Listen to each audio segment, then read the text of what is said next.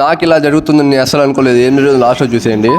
Hello అస్సలాముఅలైకుం, నమస్తే. 1 week back నేను హైదరాబాద్కి వెళ్ళాను. ఎందుకు వెళ్ళాను ఈ వీడియోలో మధ్యలో చెప్తా చూసండి. సో వెళ్ళే దానిలో గుత్తి నుంచి కన్నుల దాకా దొంగలు ఉంటారంట. సో పోలీసు వాళ్ళు వచ్చి ఇట్లా లైట్ వేసి చెక్ చేస్తారు. సో మీరు కూడా అందరూ బ్యాగ్స్ అవన్నీ జాగ్రత్త పెట్టుకోండి. పడుకున్నప్పుడు మీకు తెలియకుండా బ్యాగ్స్ ఎత్తుకుపోతాడు. సో జాగ్రత్తగా ఉండండి. ఇంకా ఏదైతే గుంతకల్ స్టేషన్ మాత్రం నేనైతే షాక్ అయిపోయాను. డే అలా నైట్ అని చెప్పేసి ఇంత లైటింగ్ ఉంది ఇక్కడ. ఇంకా మార్నింగ్ స్టేషన్ వచ్చేసి దిగేసి నడుచుకుంటా వెళ్ళి బస్ స్టాప్ లో బస్ ఎక్కేసి ఇంకా మెదిపల్లిలో బస్ దిగేసి మళ్ళీ అక్కడ నుంచి ర్యాపిడో తీసుకొని వెళ్ళి వచ్చేసాను. ఇదే మా అక్క వాళ్ళు ఉండే అపార్ట్మెంట్స్ అనమాట. చూడండి ఎంత పెద్దగా ఉన్న అపార్ట్మెంట్స్. ఇక్కడ అపార్ట్మెంట్స్ ఎన్నిసార్లు చూసినా సర్ప్రైజింగ్ గానే ఉంటుంది. సో ఇంకా అక్క పార్సల్ కూడా ఉంది అంటే తీసుకొని వచ్చేసాను పైకి అయితే. ఇంకా రాగానే లుక్మాన్కి హెడ్ ఎక్కువ అయిపోయింది చెప్పేసి కటింగ్ అయితే తీసుకొచ్చేసాను. కటింగ్ తీసుకున్న తర్వాత ఈవినింగ్ అయితే నేనైతే పిల్లలతో కలిసి ఆడుకుంటున్నాను. ఇంకా లుక్మాన్ ఆడ కలిసి జాడే ఆట ఆడుతుంటే వాళ్ళతో పాటు కలిసి నేను కూడా జాడే ఆట అయితే ఆడాను.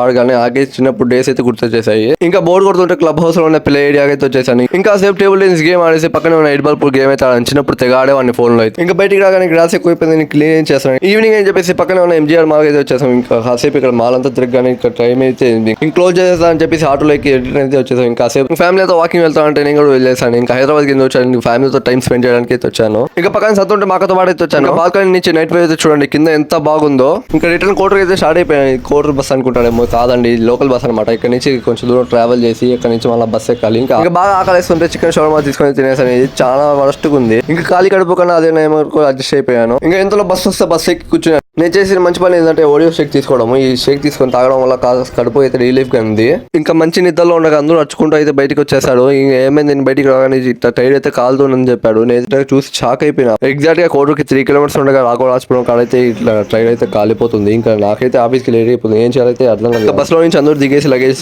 తీసేసుకున్నాడు. ఇంకా బస్ అయితే ఎక్కడ ఉన్నాడు. ఇంకా ఎలాగోలా బస్ స్టార్ట్ అయ్యి టోయిలెట్ దగ్గర అయితే వచ్చింది. నేను దిగగానే హనీఫ్ అయితే నన్ను చూసి అయితే వచ్చాడు డ్రాప్ చేస్తా అని చెప్పేసి. ఇంకా మీకు ఇలాంటి ఎక్స్పీరియన్స్ ఎప్పుడైనా జరుగుతుంది నాకైతే కామెంట్ చేసేయండి. ఇంకా నెక్స్ట్ వీడియో మళ్ళీ కొద్దాం. బాయ్.